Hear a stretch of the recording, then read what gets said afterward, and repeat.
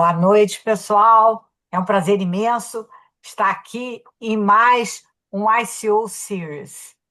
Essa nossa temporada, que vai demorar muito, vai ser uma temporada sobre histórias, porque as histórias realmente elas nos inspiram, né? Nós estamos falando aqui antes, nós todos temos que ser ótimos contadores da nossa própria história. Para aqueles que não me conhecem, eu sou Irene Azevedo. Eu hoje estou responsável pelo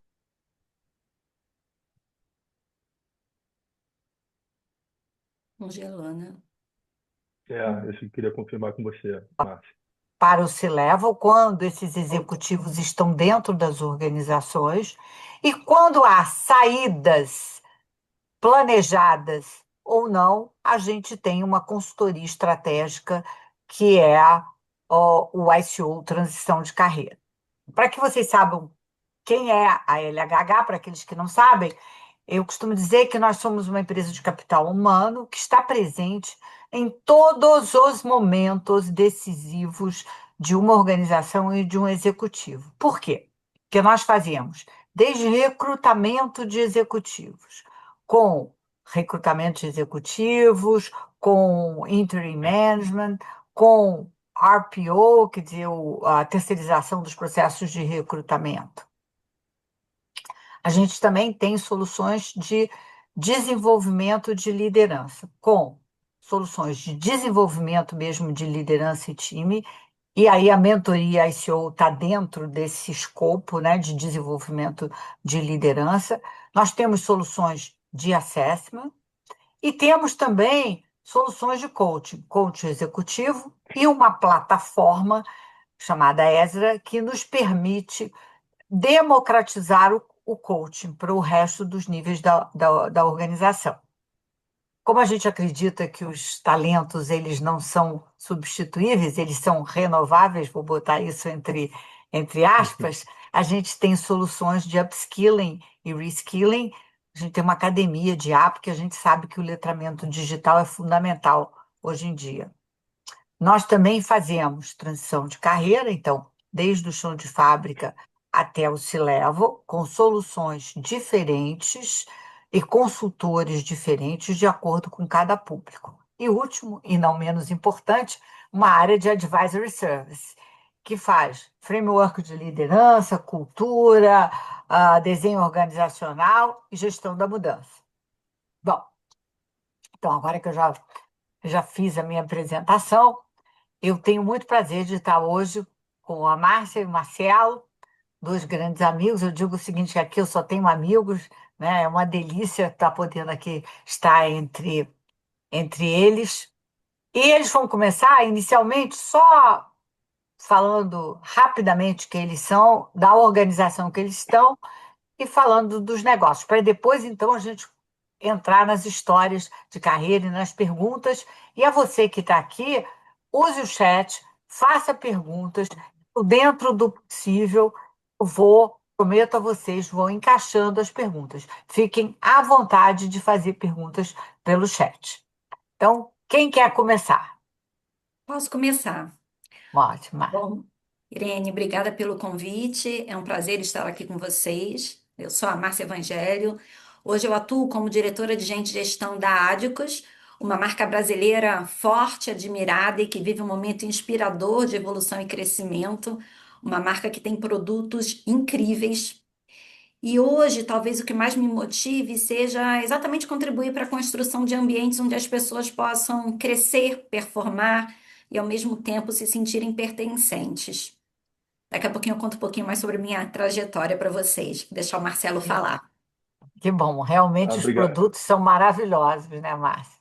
São incríveis. Quem não conhece precisa experimentar. Muito bom. Legal. Obrigado, Márcia e Irene. Irene, muito obrigado pelo convite. Estava conversando um pouco antes, essa terceira dimensão pela qual eu interajo com o ICO. Né, eu fui candidato, depois me interessei muito pelo programa e me tornei um advisor, né, para apoiar executivos em transição de carreira, e agora estou aqui compartilhando a minha história, então estou muito feliz. Então, eu sou Marcelo Hipólito, fico localizado no Rio de Janeiro e atualmente sou diretor regional de vendas e gerente geral para uma empresa chamada Ritual. Nossos produtos não têm tanta visibilidade quanto os da Márcia.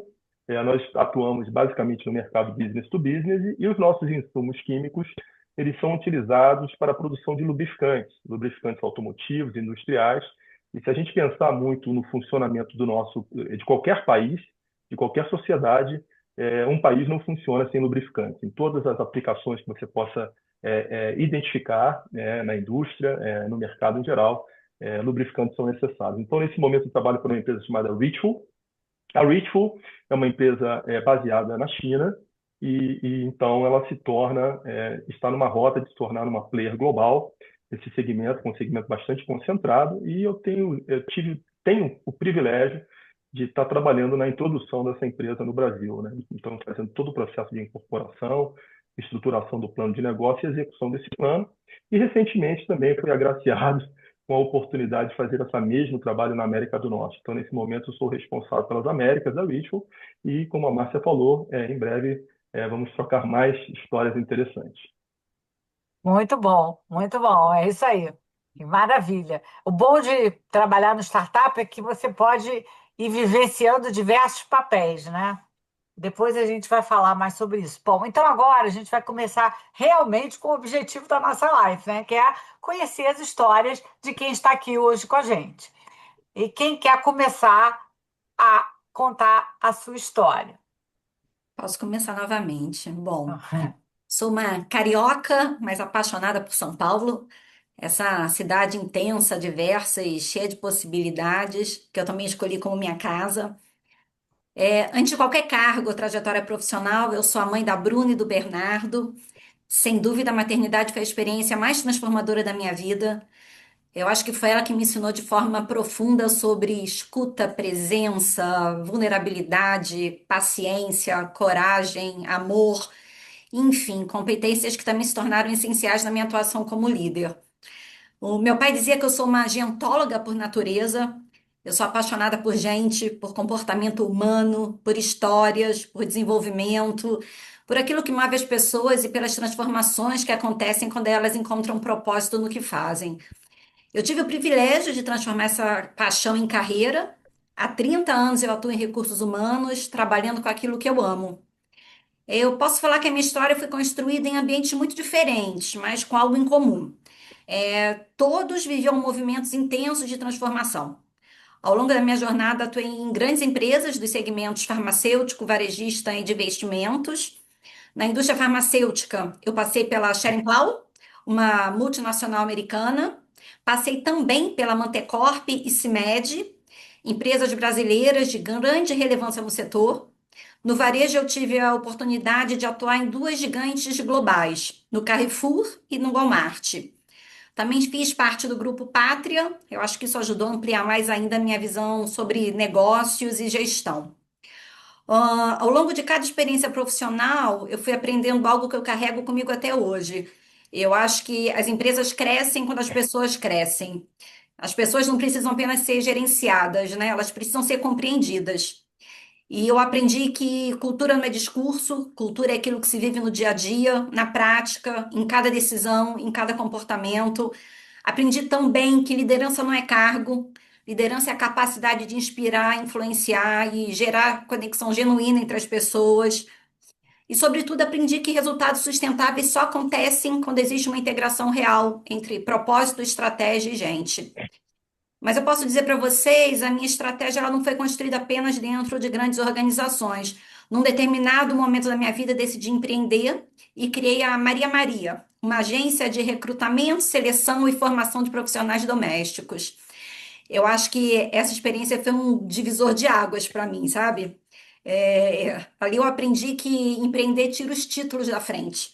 Você deixa de ser executiva e passa a ser a pessoa que resolve problemas reais todos os dias, né? Na minha empresa eu cuidava de tudo. Eu era RH, financeiro, jurídico, comercial, marketing. Eu sempre falo que ali eu aprendi uma das lições mais importantes da minha trajetória, né? Coragem não é ter todas as respostas. Coragem é seguir em frente mesmo sem controle absoluto. Aliás, sobretudo sem controle, né? E empreender me ensinou a assumir riscos, errar rápido, aprender rápido, continuar apesar das incertezas. Eu acredito que nesse período eu entendi o verdadeiro valor da resiliência, da adaptabilidade, da capacidade de transformar ideias em realidade. Enfim, quando eu olho para a minha trajetória, eu vejo que os maiores desafios das empresas raramente são técnicos. Normalmente eles são humanos, né? Eu sempre falo para o meu time que estratégia sem engajamento não ganha vida, cultura sem coragem vira apenas discurso, e liderança sem conexão só gera distância, né? Não gera transformação. Eu acho que por isso eu acredito tanto que o RH tem um papel muito maior do que apoiar negócios, né? O RH ele tem um papel de transformar ambientes, impulsionar culturas, impactar vidas. Porque no final do dia, a gente não fala de processos, metas ou estruturas organizacionais apenas, né? A gente fala de pessoas, de sonhos, de relação, de impacto. E é isso que continua me movendo todos os dias, né? Gente, sempre gente. Então, acho que é um pouco disso. E sobre isso, né? Muito bom.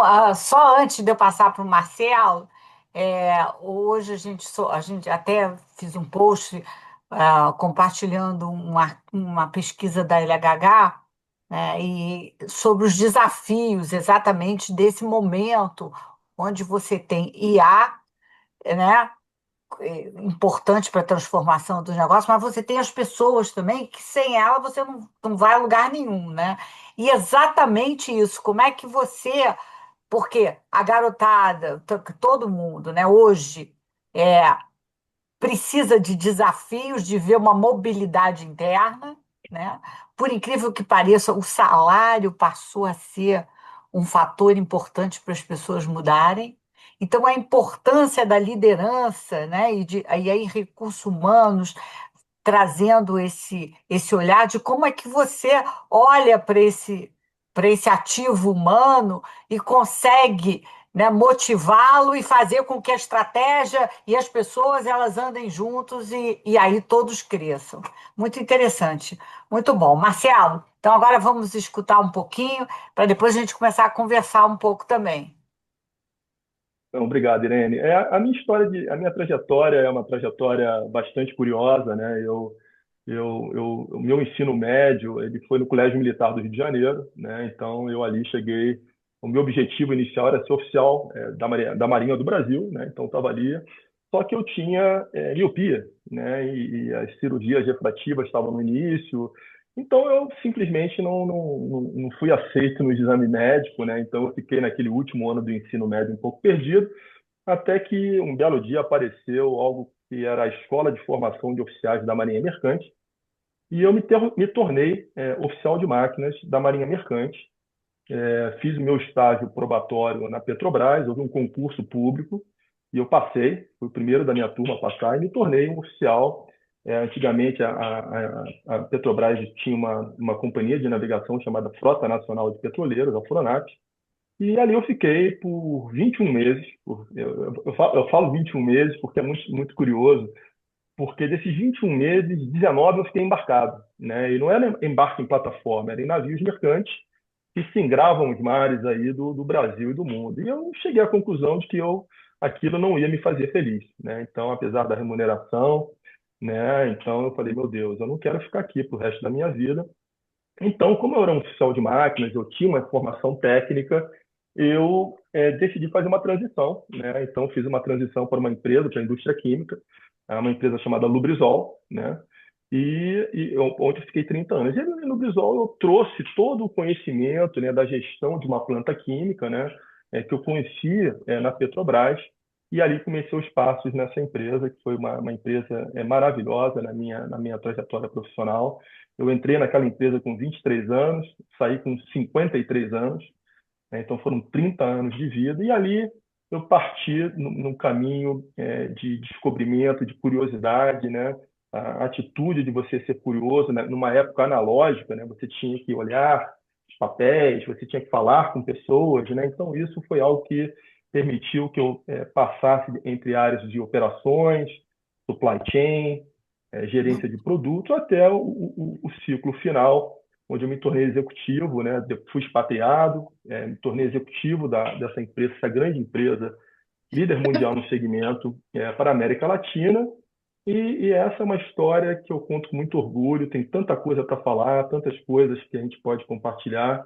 Mas, enfim, nada disso foi planejado, né? As oportunidades foram surgindo. E uma coisa que me guiou muito foi algo que um grande gestor, o grande gestor da minha trajetória profissional me disse: Marcelo, você é uma pessoa muito fácil de ajudar, né? Então, eu sempre me coloquei numa posição de procurar entender o contexto ao meu redor, olhar, levantar a cabeça além da minha caixinha, né? E isso foi a grande alavanca que eu tive para o meu crescimento pessoal e profissional, né? Então, fico aberto a perguntas, tem muita coisa para falar, mas essa é uma visão geral da minha trajetória profissional. E por fim, né, até numa nessa minha lacuna, eu também tenho fomentado muito o meu desejo de atuar na docência, né? Então, eu também sou mestre em administração pública, uma área totalmente diferente, né? Então, é algo também que eu tenho, que eu vejo uma conexão muito forte entre a iniciativa privada, o público não estatal, né? E a forma como a gente, como indivíduos e profissionais, podemos atuar com políticas públicas e influenciar ou ajudar que pessoas possam também entender o Brasil de uma forma melhor. Então, essa é uma visão geral aí do Marcelo. Marcelo, como é que esse início da carreira, da sua carreira, né, que foi diferente, por exemplo, da Márcia, depois a gente fala da Márcia, como é que ele influenciou essa sua carreira depois da Lubrizol e agora na Hitful? Bom, Irene, essa pergunta é ótima, porque sempre o que me guiou, né, foi a curiosidade, né? Eu sempre tentei entender as coisas de uma maneira mais ampla. É claro que dentro de uma estrutura organizacional a gente tem que executar determinadas ações, né? Mas eu sempre procurava tirar um tempo para poder entender da onde aquela situação vinha ao chegar na minha mão ou nas mãos do meu departamento, né? Então, eu não sou engenheiro químico, atuava eu sou engenheiro mecânico, atuava na indústria química, então existia muita conexão entre o que a gente produzia e equipamentos. Então havia um ponto de convergência onde eu poderia entrar na sala das pessoas, dos mais experientes, né? E essas pessoas podiam me ajudar e me ajudavam, trocavam ideias, me convidavam para almoçar para falar mais sobre o negócio. E isso foi se tornando um hábito, né? E esse hábito foi algo que me abriu muitas portas. Eu sempre me coloquei numa posição de estar escutando também. Eu gosto muito de contar histórias, mas eu gosto muito de fazer perguntas e ficar ouvindo as respostas, né? E com o tempo isso foi percebido pela organização, né? Eu também, com essa experiência cross-funcional, eu comecei a formar um senso crítico, ter a minha própria capacidade de formar opinião, de trazer ideias para a empresa, e isso foi uma conjunção, né, de oportunidades, preparação, um pouquinho de sorte, você tem que ter sorte também, né? Então, eu acredito que essa predisposição à busca daquele mais, né, foi o que me trouxe até aqui, né? E que é algo que hoje me permite também ter a humildade de que a gente não consegue é, seguir nessa trajetória que eu segui sozinho, né? Você faz a transição individual, né, do contribuidor individual para o gestor, aí você volta, né? Você volta e poxa, tantas pessoas me ajudaram para que eu pudesse me tornar um gestor e agora eu sou mais um elemento de multiplicador também. Então, eu acho que esse foi o grande fator, Irene, para mim, né, que é algo que hoje a gente tem que ter muito cuidado. Você estava falando da digitalização. É claro que hoje você pode pesquisar dentro ou fora das empresas muito mais. O acesso à informação está aqui, está no celular, está muito próximo num sistema ERP de qualquer empresa, mas é fundamental. As pessoas fazem a diferença, como você falou, e aquele momento que você levanta da sua cadeira e senta com uma outra pessoa e você faz isso de maneira rotineira, isso continua sendo bastante relevante na minha visão. E eu acho que isso é um diferenciador e me ajudou muito. Você falou em coragem, falou em sorte. Eu costumo dizer que na carreira da gente, a gente precisa ter três coisas. Você tem que ter sorte, coragem e trabalhar duro. E aí você tem Sem dúvida, sucesso, né? sem dúvida, sem Tem dúvida. coragem para assumir os desafios e tocar em frente, né? Muito bem. Marcinha, você tem alguma coisa sobre o início? Como ele te influenciou para que você chegasse até agora? Ai, certamente, Irene. Eu iniciei minha carreira numa indústria farmacêutica multinacional, que foi a Schering-Plough. Ali eu conheci um ambiente muito estruturado, processos bem definidos, uma cultura organizacional muito forte. A indústria farmacêutica é uma grande desenvolvedora de profissionais. Eu acho que essa base foi fundamental para a minha formação, especialmente em temas como gestão de pessoas, cultura, comunicação, temas que eu sempre fui apaixonada, né? Ao longo da trajetória, eu busquei experiências que me desafiassem em diferentes contextos de negócio. Isso acabou me levando a trabalhar em setores distintos, como varejo, indústria, empresas em diferentes momentos da sua jornada. Depois da indústria farmacêutica, na qual eu fiquei por 20 anos, né, começando na Schering-Plough e depois na Mantecorp, uma indústria nacional, eu, como iniciei falando, eu tive a oportunidade, na verdade, eu tive o sonho de empreender e eu empreendi e eu abri uma agência de recrutamento, seleção e formação de profissionais domésticos. Eu sempre conto isso porque eu digo que isso foi de fato, né, um divisor de águas na minha carreira, porque empreender me ensinou demais sobre assumir risco, aprender, continuar apesar das incertezas, exercitar muitos papéis ao mesmo tempo. E depois dessa experiência, eu acabei indo para o varejo. Fui trabalhar no Carrefour. Ali eu entendi que a alavanca do varejo é capacidade de execução, senso de urgência, possibilidade de fazer muitas coisas ao mesmo tempo. É, então, eu acho que né, minha carreira foi sendo construída muito mais pela qualidade das experiências e pela exposição a cenários complexos do que por um caminho linear. Isso certamente influenciou não apenas a profissional que eu me tornei, mas também a forma como eu passei a enxergar contextos, cenários, pessoas, negócios. Ótimo.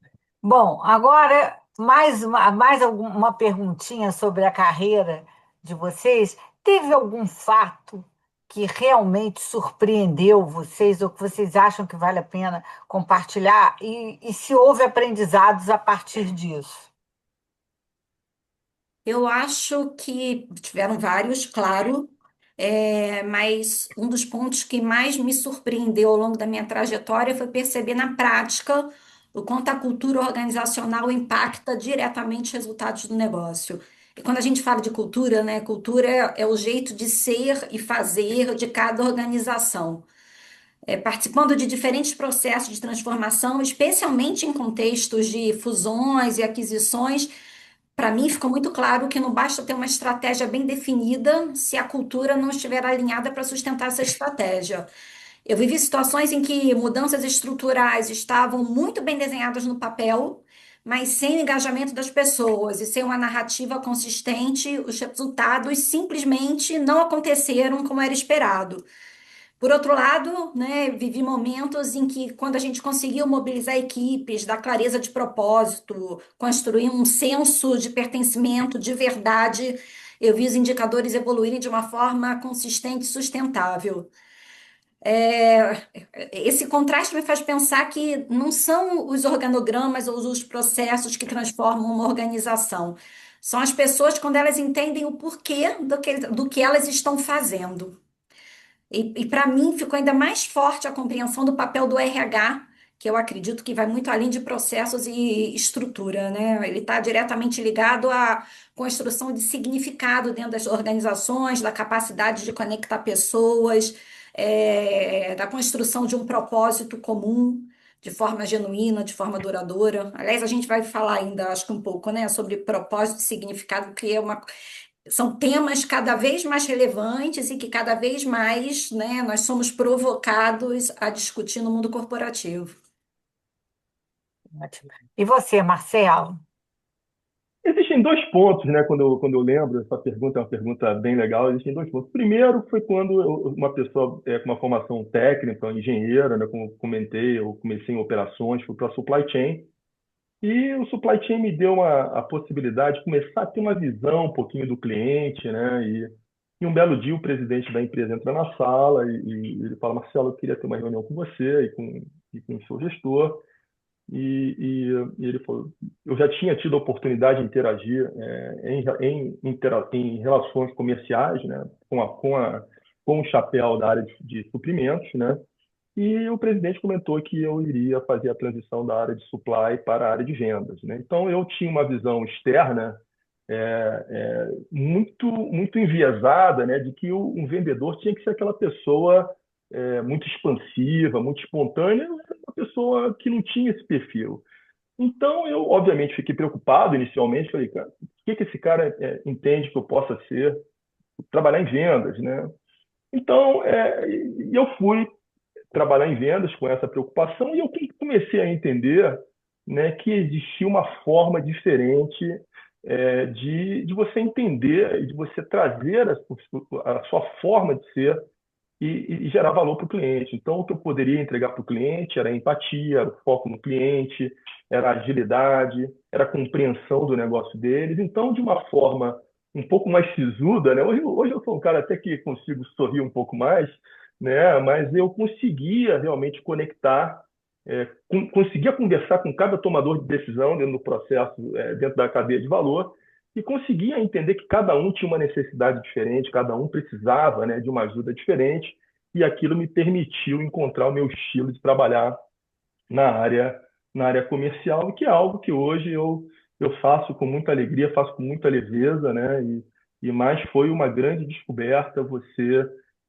ter a capacidade de adaptação. A Márcia tem falado muito de adaptabilidade, então é muito importante a gente encontrar, a gente não focar naquilo que a gente não sabe. É claro que o desenvolvimento contínuo ele é fundamental, mas nós termos uma forma de reaproveitar nossas habilidades, conhecimentos e atitudes em situações diferentes. Então, aquilo, mesmo muito jovem, eu consegui fazer.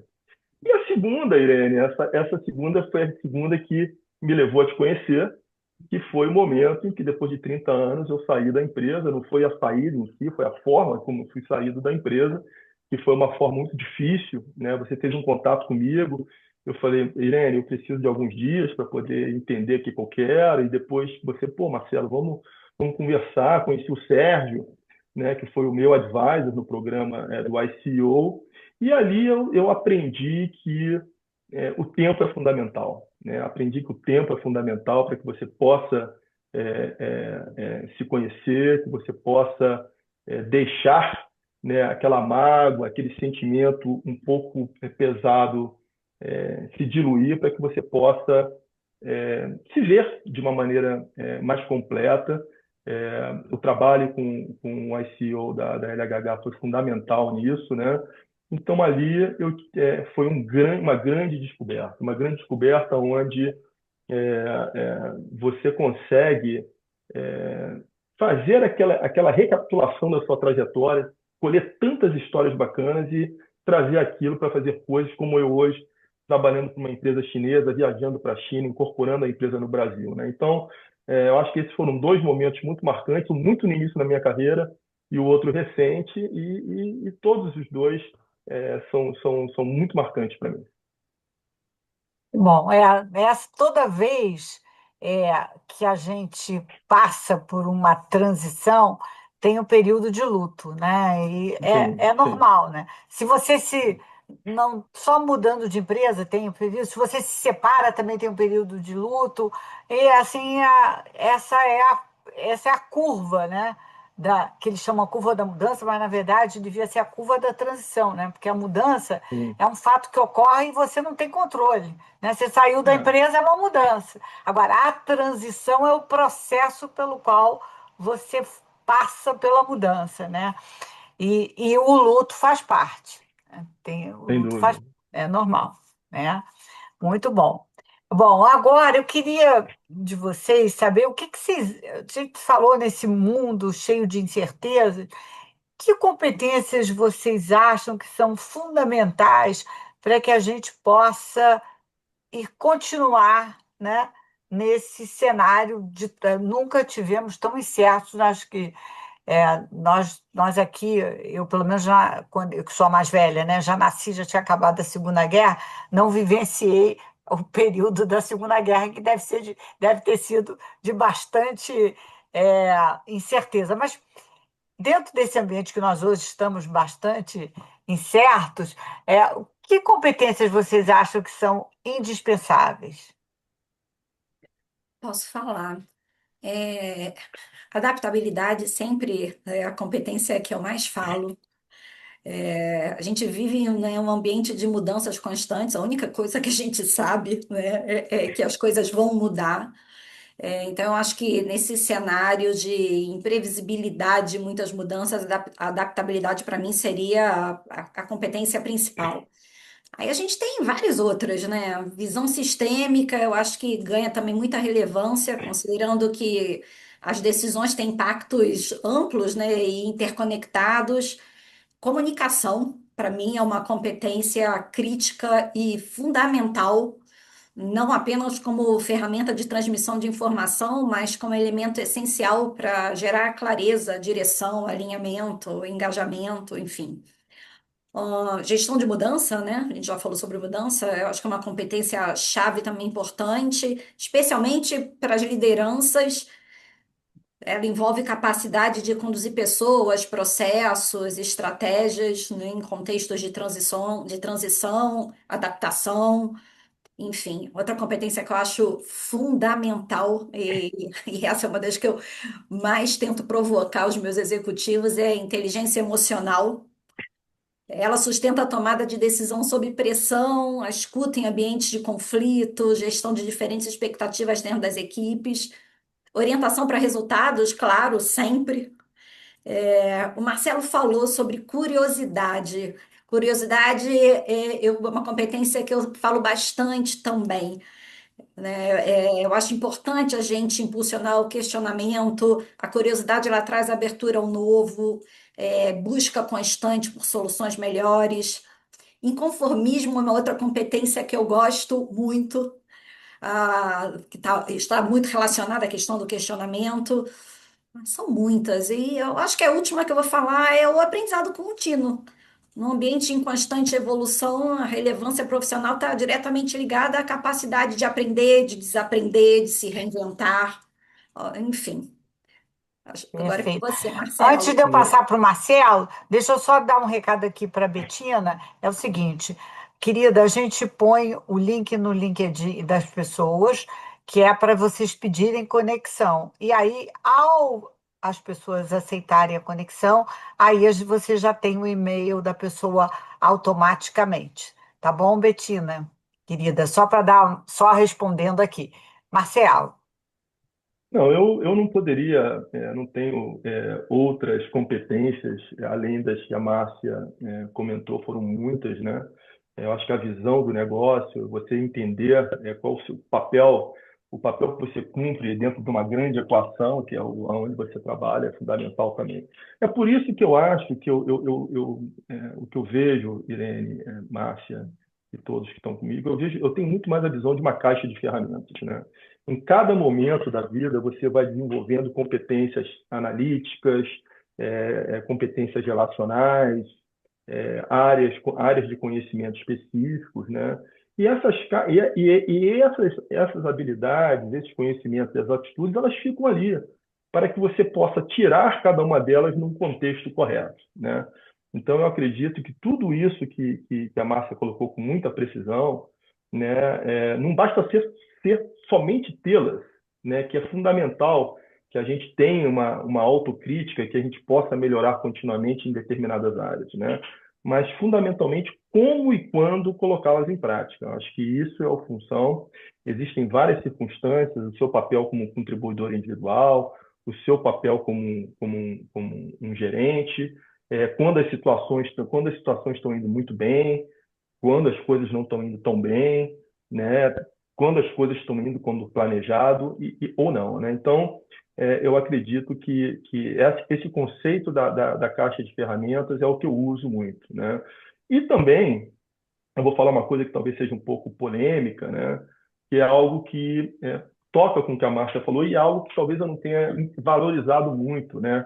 É que a adaptabilidade que nós devemos buscar não significa que a gente vai operar bem em qualquer contexto cultural, tá? Então, às vezes, você tem essa caixa de ferramentas, você sabe como utilizá-las, mas o ambiente onde você está inserido, ele não te permite realmente operar de maneira leve, de maneira eficiente, né? Então, às vezes, nós precisamos entender que o contexto cultural onde a gente está inserido, ele não nos permite que a gente tenha a excelência pessoal, né?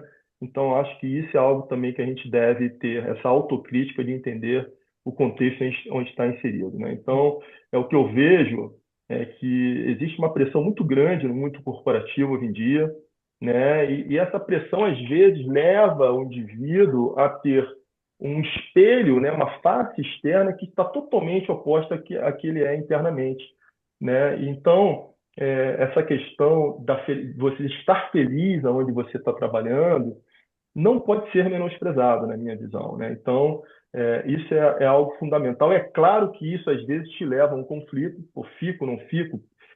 Tenho algumas questões pessoais que me fazem ficar aqui, né? Mas é importante a gente nunca deixar essa inconsistência crescer, né? Porque você vai acabar atuando de maneira infeliz e seu potencial nunca vai ser atingido de maneira plena, né? Então é um pouco isso que eu tenho para compartilhar nessa área.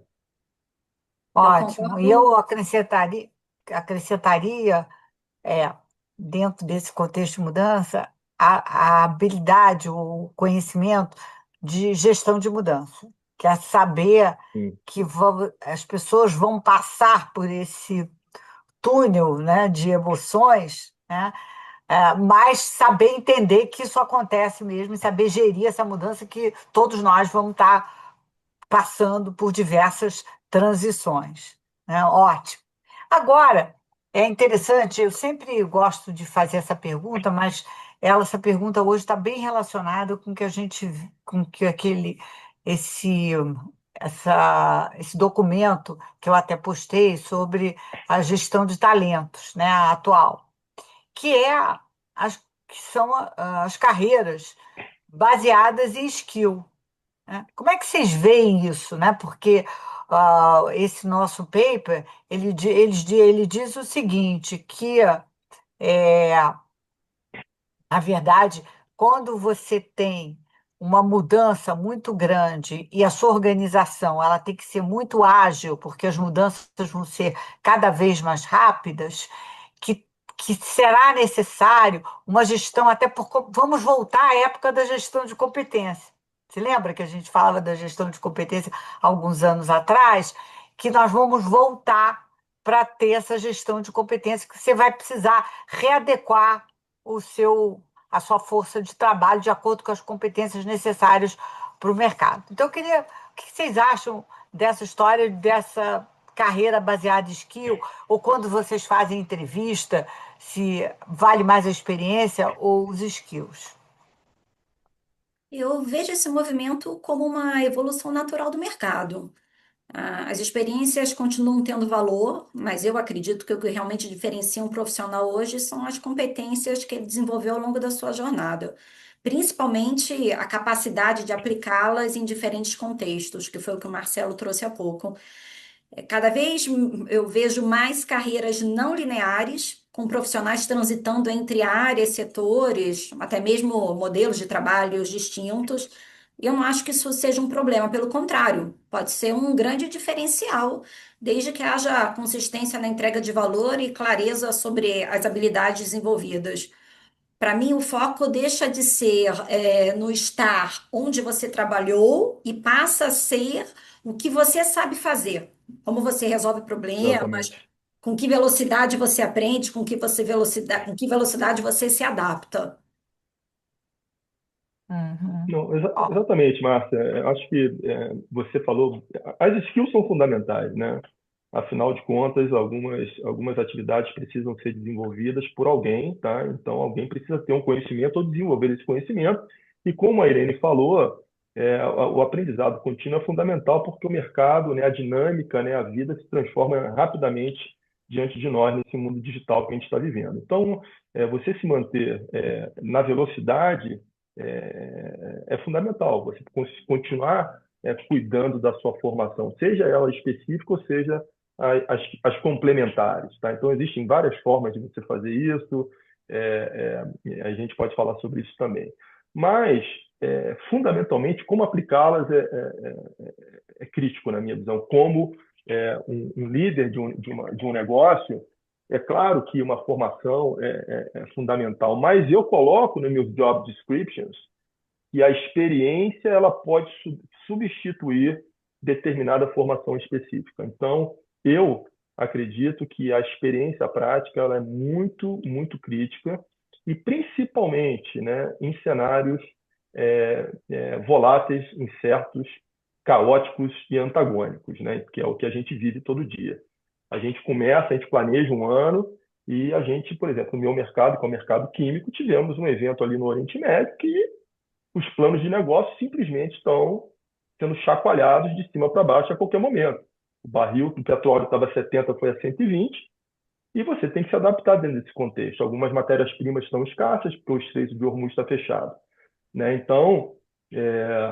então, se você pensar numa pessoa de compras, numa pessoa de procurement, beleza, ele está ali operando numa condição normal. E quando o caos acontece, como é que você atua? Né? É claro que existem planos de continuidade de negócio, né, para situações de crise, mas por isso é que as suas competências e seus conhecimentos precisam necessariamente estar alinhados à aplicação prática em contextos diferentes. É por isso que o processo de entrevista ele vai muito, voltando aqui para o ICO, me explica qual era o problema, me explica como você reagiu e como a sua ação, que resultado gerou, e você tem, então, você consegue fechar o ciclo do conhecimento aplicado em condições reais. Então, essa, na minha visão, é fundamental, né? Muito bom, muito bem. Gente, agora falando em ressignificação, né? Ressignificado do trabalho, a gente falou de propósito, né? Nos Estados Unidos se fala muito desse quiet quitting, né? Que é essa saída silenciosa que está ligada exatamente desse turnover que está acontecendo. Falando em ressignificação, ressignificado do trabalho, como é que vocês estão vendo isso para vocês, ou se vocês estão vendo dentro das organizações, as pessoas fazendo esse tipo de pensamento, de ressignificado, né? Eu acho que esse movimento já deixou de ser uma tendência, sabe, Irene? Eu acho que o movimento passou a representar uma transformação estrutural na relação das pessoas com o trabalho. Durante muitos anos, o trabalho foi associado principalmente à estabilidade, ascensão profissional, reconhecimento financeiro. Hoje, sem que esses fatores tenham perdido importância, surgiram novas camadas de expectativa. As pessoas passaram a buscar também propósito, equilíbrio, flexibilidade, saúde emocional, pertencimento, coerência.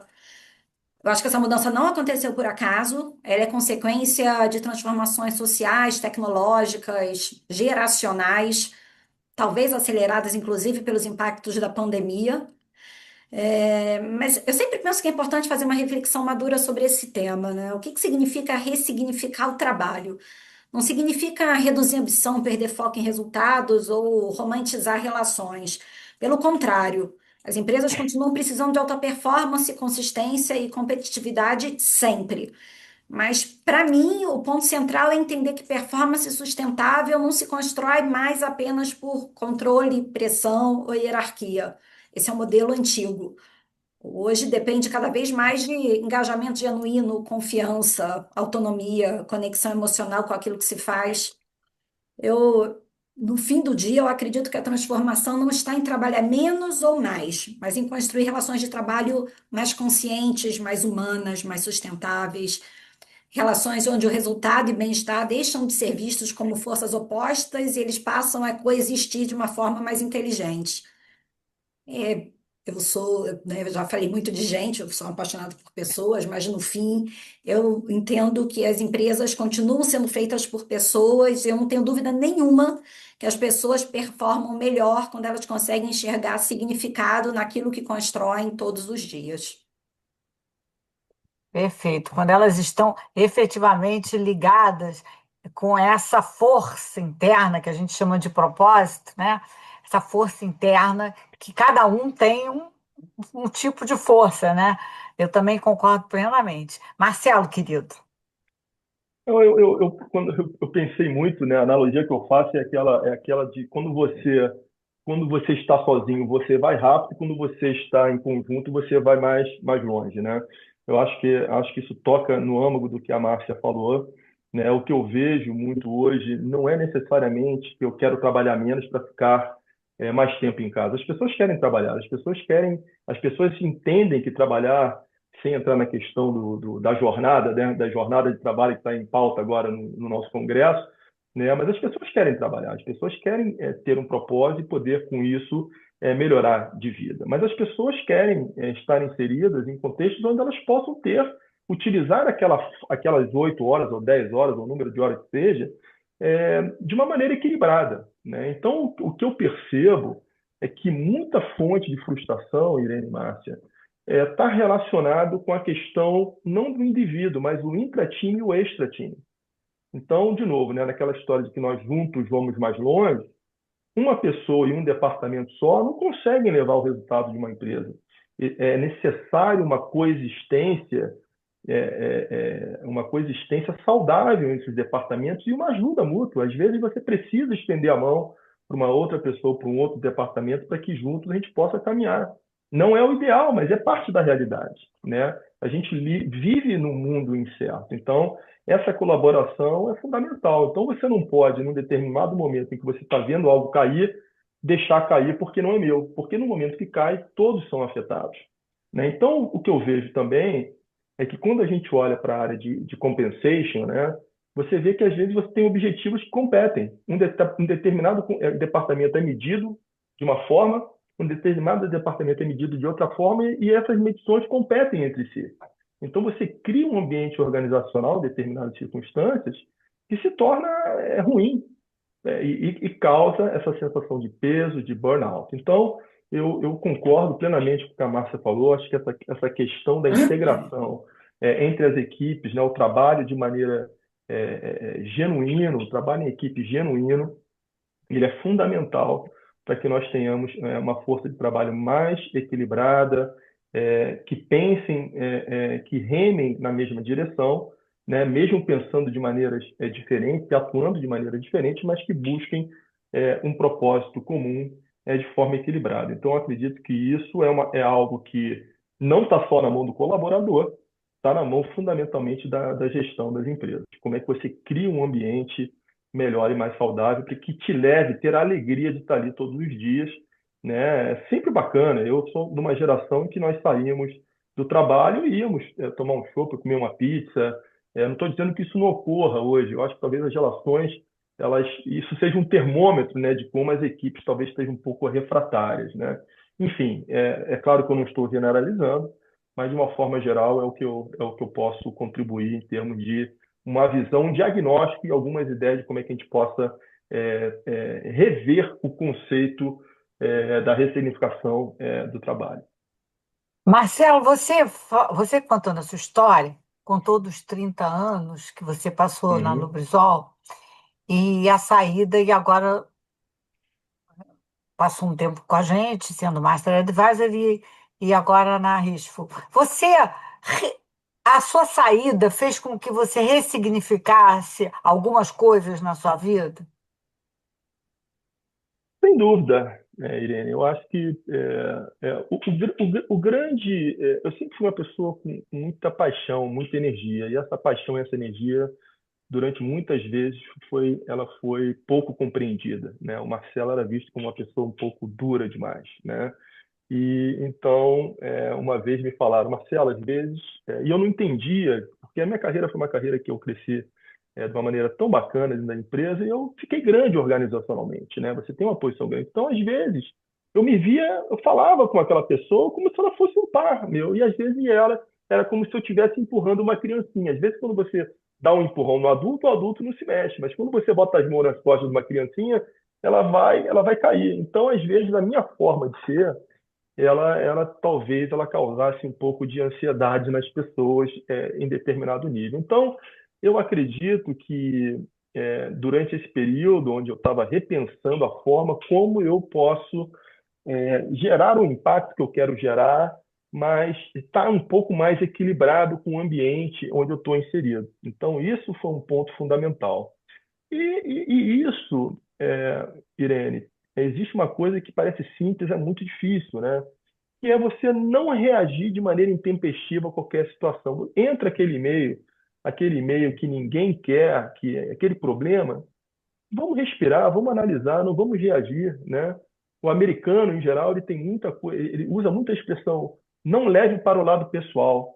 Nós talvez tenhamos essa questão de levar para o lado pessoal como cultura. E eu tive muita dificuldade de entender isso. Tudo é pessoal, né? Tudo é pessoal. Mas, na verdade, não é.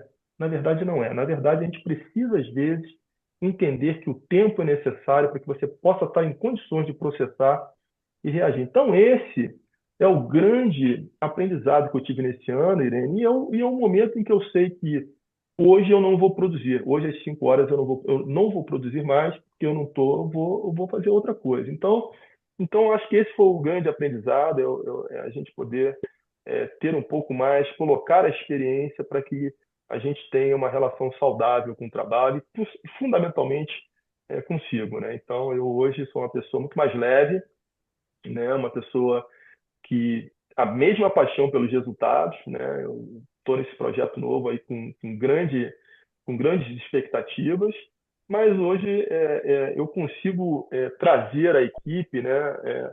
De uma forma mais equilibrada, no sentido de que eu divido o peso, compartilho o peso, divido as responsabilidades e sento para conversar a cada momento com a equipe para avaliar o que está bom, o que não está.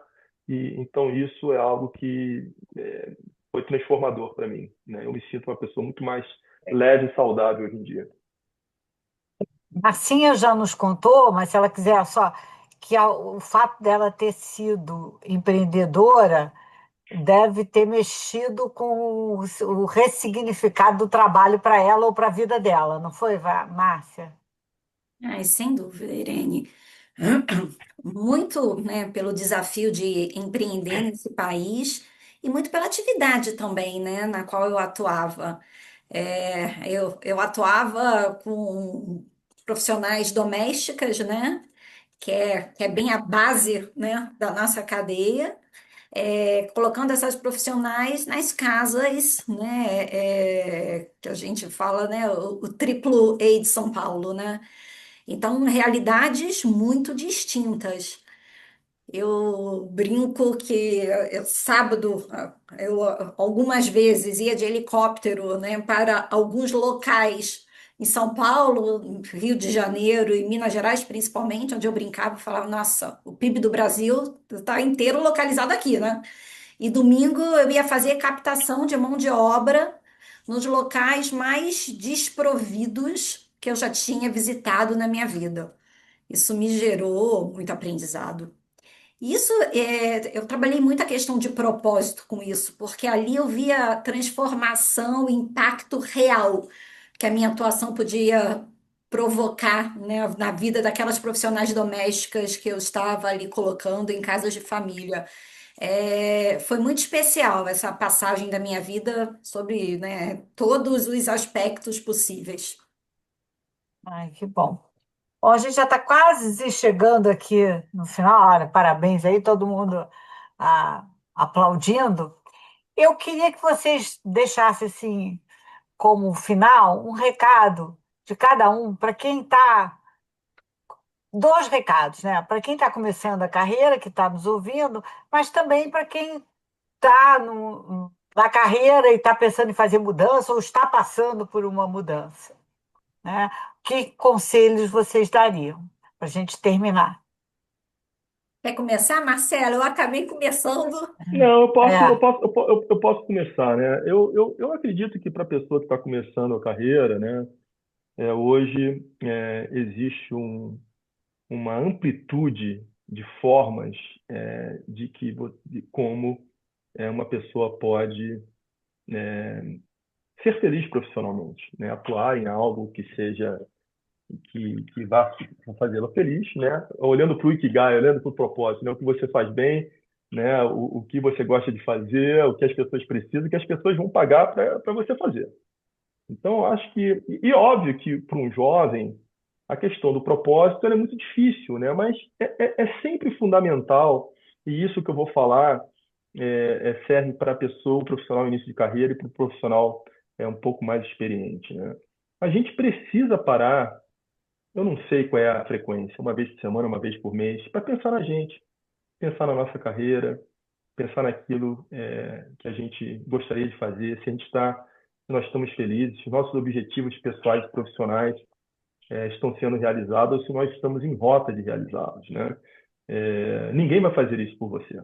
Ninguém vai fazer isso por você. Durante os 30 anos que eu fiquei na Lubrizol, eu estava tão focado em fazer as coisas lá que e eu não me arrependo, tá? Acho que eu nunca dediquei pouco tempo para pensar na trajetória profissional do Marcelo, aquilo que me fazia feliz. E a trajetória profissional, que é outra coisa que eu aprendi também, ela é ampla, né? Hoje, a definição da empregabilidade, ela é muito mais ampla do que era quando eu comecei a trabalhar. Hoje você pode atuar de diversas maneiras no mercado. É o seletista, é o consultor, o acadêmico, o empreendedor. Existem várias formas, né? Consultor, perdão, já falei, o conselheiro, quando você estiver um pouco mais na frente, conselheiro de administração, conselheiro consultivo. Então, existem formas e elas não competem entre si necessariamente, elas podem ser complementares, né? Então, é muito importante que a gente procure também trocar isso com outras pessoas, né? Buscar outras pessoas, sejam dentro do ambiente de trabalho, sejam na família, sejam amigos, né, que estejam também passando por uma história profissional, porque esse compartilhamento também traz muitas perspectivas diferentes, né? Então, de uma forma geral, é isso, né? Isso me ajudou muito. E uma das coisas que eu era muito cético quando eu cheguei quando eu tive na minha transição de carreira, justamente porque eu não tinha dedicado tempo para pensar em mim, era a questão do networking, né? O networking ele é fundamental em qualquer momento da sua trajetória profissional. Não importa se você está no início, no meio, no fim, se você está feliz, está triste, se você está sendo promovido ou não. Em qualquer momento, o networking ele é fundamental. E o networking ele não é necessariamente quantidade, ele é qualidade, né? E é uma troca, né? Você procurar levar algo para alguém e receber algo em troca. Então essa é uma prática fundamental. Hoje eu estou na Reachful fazendo um trabalho que está me fazendo extremamente feliz, porque o networking me permitiu. Eu liguei para uma pessoa que me conhecia, que estava no projeto, entendia que eu poderia ser crítico e a coisa aconteceu. Às vezes não é um só. Então não estou dizendo que um network vai funcionar. Mas no meu caso, funcionou. O meu networking com a LHH funcionou. Eu me tornei um Master Advisor e fiz algo que eu nunca tinha feito. Segundo a Irene, eu fiz bem. Eu acho que eu fiz bem. Deixei pessoas felizes, né? Então é um pouco disso que eu quero compartilhar. Tá bom? Obrigada. Márcia, querida. Olha, sobre carreira, eu posso dizer que eu acredito que a solidez de uma carreira, ela não está na troca de carreira, ela está na capacidade de aprender em cada contexto e transformar essas experiências em repertório aplicável em diferentes cenários. Sobre o conselho, eu costumo dizer que eu estou jovem para sonhar, mas eu estou velha para fazer aquilo que eu não acredito. Claro que em grandes linhas. O meu conselho seria: trabalhe num lugar onde você possa ser quem você realmente é e seja feliz. É isso mesmo.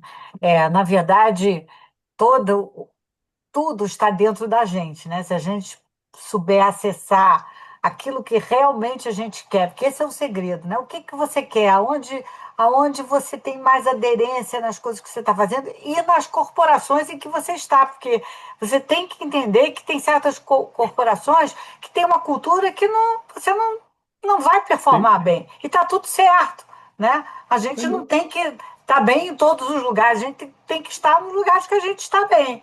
Então, eu também deixo essa mensagem, que, aliás, quase sempre eu reforço: não deixem de se conectar com vocês mesmos. E aquilo que o Marcelo falou, que eu concordo plenamente, o network, ele é talvez o seu maior ativo, né? para você continuar keep walking, né? Como o John Locke, né? Continuar andando nesse mundo. Eu agradeço muito a vocês dois, Marcelo e Márcia. Foi uma delícia conversar com vocês aqui. E para vocês que nos assistiram e que vão, aqueles que vão assistir a gravação, boa noite, um prazer imenso e a gente estará aqui de volta no mês que vem. Um beijo, muitas felicidades para todos. Obrigada, tá? Obrigado. Tchau, tchau. Obrigada. Tchau.